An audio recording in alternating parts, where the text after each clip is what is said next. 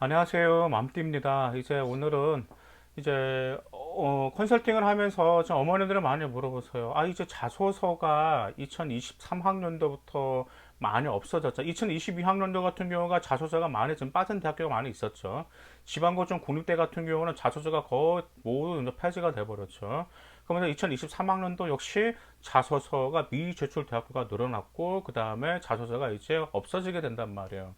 그래서 이제 자소서가 없어졌는데 그럼 우리가 불리하지 않습니까? 라고 그렇게 물어보면서 내신은 자신 있는 아이들은 상관이 없어요. 근데 대부분 이제 대학교라는 것은 소신 이상을 합격하기를 원하잖아요. 그럼 소신 이상 합격하기 위해서는 자소서에서 다시 한번 어필하고 그 다음 면접에서도 어필하면 가능성이 있을 건데 1차 관문은 자소서에서 생활기록 아니 자소서를 내지 않는다? 그럼 불리하지 않을까? 라고 하면서 염려하시는 어머님들이 계셔서 그 점에 대해서 말씀드릴까 해서 이렇게 찾아뵙게 되었습니다.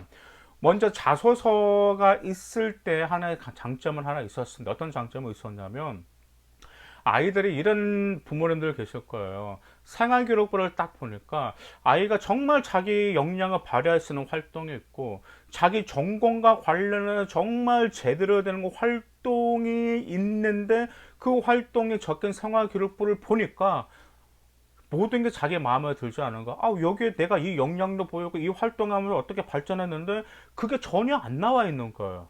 그러다 보니까 아이가 아쉬웠죠. 그래서 그것을 가지고 자기가 아쉬웠던 활동을 가지고 자기소개서 뭐 1번이라든지 그쪽에 1번에서 풀이해서 자기가 이런 활동을 해서 이 정도로 성장하고 자기 전공과 진로의 역량도 향상시키고 전공에 대한 열정을 이제 보여주고 1번이나 3번에 넣어서 이렇게 이제 장님 바뀌었잖아요. 3번에 넣어서 이렇게 대학교에 어필을 했었습니다.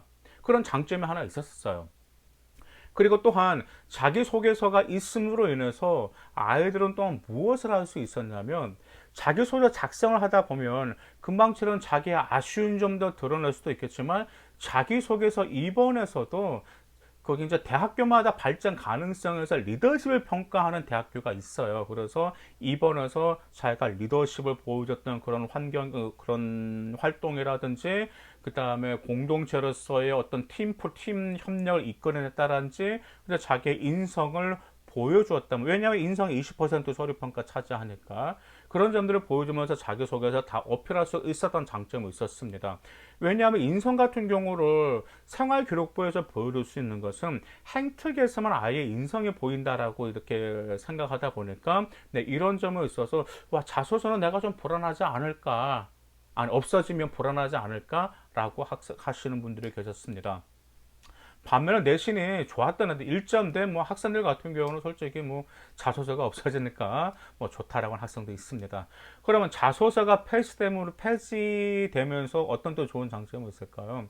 첫 번째, 아이들의 자소서에 너무 시간을 할애할 필요가 없고요. 아이들의 자소서로 인해서 너무 많은 스트레스를 지금까지 받았습니다. 그래서 자소서 같은 경우가 제가 거기 컨설팅 때가 되면 아이들의 자소서로 정말 머리가 아프려고 그래요. 그 이유가 말 그대로 무엇이냐면 한번 생각 한번 해보세요. 고등학교 3학년 1학기가 딱 끝나요.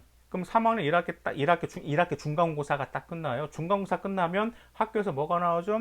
수행평가 정신없이 나와요. 또 보고서 활동도 정신없이 나와요. 그 다음에 학교 선생님들도 3학년 1학기 때까지 생활기록부를 마무리 지어야 되다 보니까 막 이거 해라 요구하는 게 너무 많다는 아이들 정신이 없어요.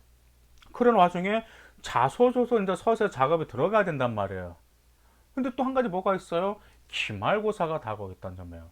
근데 기말고사가 다가오고 있으니까 제가 매년 봤어요. 기말고사 직전까지 수행평가와 저서서와 이것저것 활동으로 매달려서 시험을 제대로 준비를 못했던 학생들이 굉장히 많았습니다. 그래서 자소서만 없어지더라도 아이들은 시간을 확보를 해서 기말에 더 준비를 할 수 있기 때문에 정말 그 점이 좋아요. 일단 두 번째, 자소서는 말 그대로 글을 쓰는 건데 한번 생각 한번 해보세요. 아이들이 글을 많이 써봤을까요? 우리 어른들도 글을 많이 안 써봤기 때문에 막상 종이하고 볼펜 딱 하나 주고 너에 대해서 글을 쓰고 너가 어떤 역량을 글을 한번 써봐라 라고 하면 쓸 수 있는 사람 아무도 없어요. 백지 상태로 있고요. 많이 쓰면 한 줄 안 하면 두 줄이에요. 더구나 어떤 아이 같은 경우는 한 줄도 좀 막 쓰다가 글이 뒤죽박죽이 글다 보니까 에이 하면서 막 찢어버리고 또 다시 쓰고 머리 싸면 아들 굉장히 많았습니다. 그런데 그러한 지금 그런 스트레스가 없다라는 점에 한 가지 장점이 될 수 있습니다. 그러면 자기소개서는 말 그대로 스토리 형태로 이제 풀어주는 거잖아요. 그래서 스토리 형태로 해서 자기가 성장한 과정을 보여주는 건데, 그게 없어졌단 말이에요. 그러면 그 보여줄 수가 없을까요? 아닙니다. 충분히 보여줄 수가 있습니다. 어디에서 보여줄 수 있죠? 네, 맞습니다. 생활기록부에서 보여줄 수가 있습니다. 생활기록부에는 아시다시피 창체 활동이 있고 과세특이 있고 행특이 있잖아요. 자, 이 모든 것을 과세특이라든 창체 활동이나 행특 같은 경우는 자소서에 들어갈 수 있는 모든 것들이 그 역량들 다 들어갈 수가 있어요. 그럼 스토리를 만들어야 되겠죠. 스토리를 어떻게 만들어야 될까요? 자소서에서는 보통 자소서 1번에서 자기가 성장하는 과정을 보여줬단 말이에요. 생기부에서 어떻게 보일 수 있을까요? 네, 맞습니다. 1학년 때부터 2학년 때, 3학년 때 여러분들의 성장하는 그 스토리를 보여주시는 것이 필요하단 말이에요. 물론 내신도 중요하겠죠. 하지만 내신도 중요하지만 여러분들의 활동 속에서 어느 정도로 정말 성공했는지 성장했는지를 보여줄 수가 있어요. 그럼 그걸 어디서 보여줄 수가 있을까요? 첫 번째 대표적으로 동아리 활동과 진로 활동에서 스토리를 보여줄 수가 있고, 일단 세 번째 과세특에서 보여주실 필요가 있습니다. 여러분들 전공과 관련해서 굉장히 밀접한 과목들이 있잖아요. 그렇죠?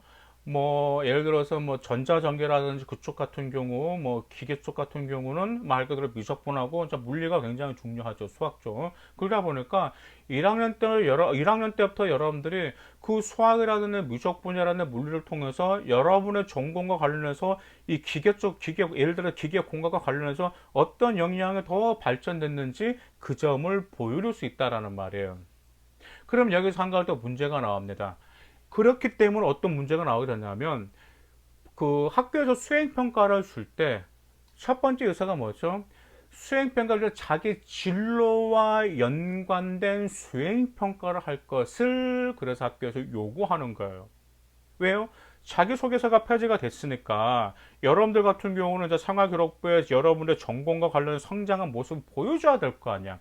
그러다 보니까 뭐가 필요한가요? 수행평가라든지 보고서라든지 그 다음에 모든 게 여러분들의 전공, 즉 진로와 연관시켜서 스토리를 만들 필요가 있습니다.